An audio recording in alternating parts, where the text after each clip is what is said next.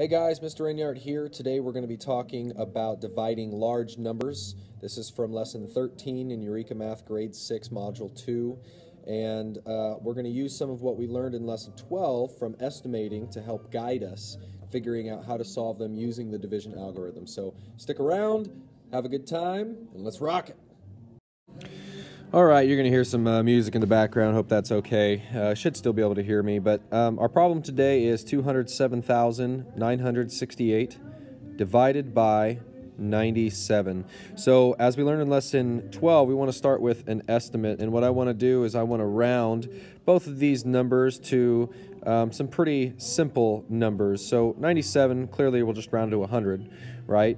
And then I can round 207,968 to 200,000, and we can get ourselves a pretty simple estimate. So I'm just going to rewrite it as 200,000 divided by 100. And now we can get a pretty simple estimate by taking the 200,000 divided by 100. We really have 2 divided by 1, which is 2. And then we're going to have the 2 zeros coming off, so it should be 2,000 because there's 3 zeros left. I'm going to see if I can squeeze that in there. And I can't. There we go, that's a little bit better. So we know our answer should be around 2,000. And so when we're dividing 97s into our amount here, or trying to find how many 97s go into it as we go through the division algorithm, we can think of 97 as 100 to give us a starting point as to how many of them will go into our numbers. So we see our first one is 207. We know it can't go into 20 or 2, so we're just going to move straight to 207. How many 97s can go into 207 is probably going to be pretty close to however many hundreds can go into 207. So I know 2 100s can go into 207. I'm going to assume that's correct. And I'm just going to write that right here. And with that, I need to check. So I'm going to do 97 because I used 100 as an estimate, but 97 is my real number. And I'm going to multiply that by 2 so I can figure out what that's going to be.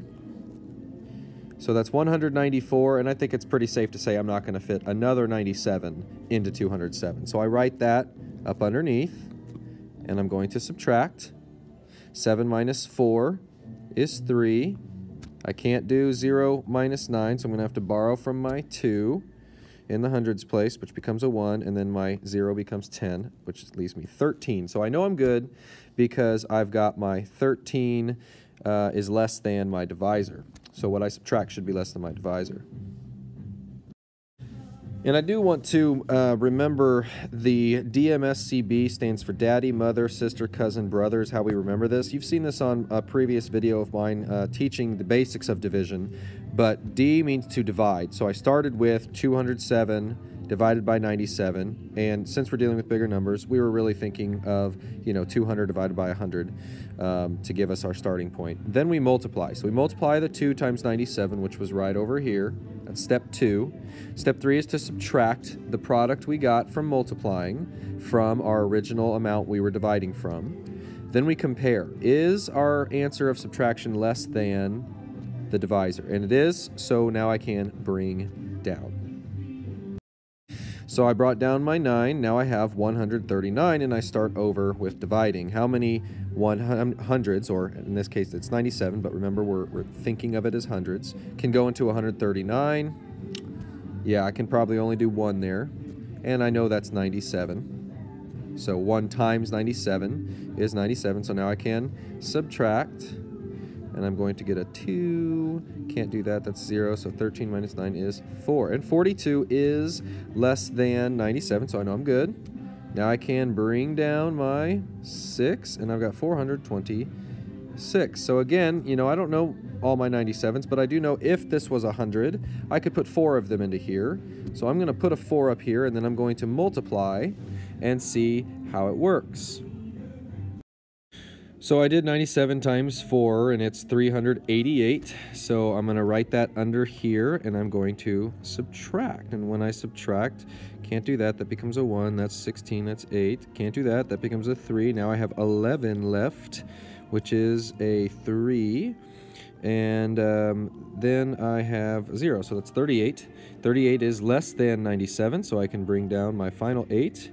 Hey, and I notice right away, this kind of saved me some time. I did 97 times 4 was 388. Here I have 388, so I know that my final number in my quotient is a 4. So I'm going to write 97 times 4 again here just to prove that I do have no remainder. And now I can see that my final answer is 2,144.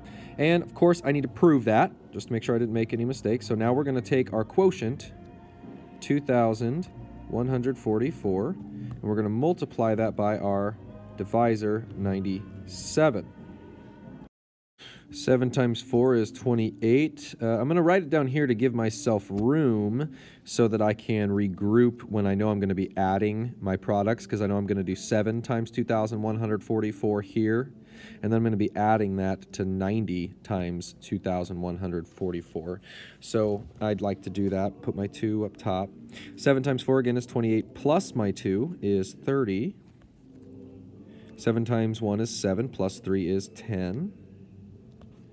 And 7 times 2 is 14, plus 1 is 15. So 7 times 2,144 is 15,008. I'm going to put my 0 to represent that this 9 is not just 9 ones, it's 9 tens. Therefore, it's 90. So a 0 is in the ones place and a 9 is in the tens place. And now I'm just going to remember that I'm not going to use these. Those were from 7. And I'm going to start over. 9 times 4 is 36. 9 times 4 is 36, plus 3 is 39. 9 times 1 is 9, plus 3 is 12. Very good.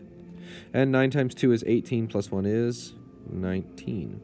So now I add my products, and this is why I have this gap here. This helps me. So 8 plus 0 is 8. 6 plus 0 is 6. 9 plus 0 is 9. Bring my comma down. 5 plus 2 is 7. 9 plus 1 is 10. And 1 plus 1 is 2. So I got 207,968. That matches perfectly, so I know I am right. And there you have it. All right, well, there you have it. That is lesson 13, Eureka Math. I just did one problem from the problem set. Each one, does take some time, but we're patient people and we want to be correct. So it's important to take your time, make sure you know your math facts. That's really the prerequisite skill that helps this, is understanding and knowing your math facts through and through. It just makes life a lot easier. So that may be a skill you want to go back and practice. If you need to review the division algorithm, I've got another video on that on YouTube and on Edpuzzle that says long division practice. So feel free to go practice that again. And I hope this helps. Good luck and have a wonderful day.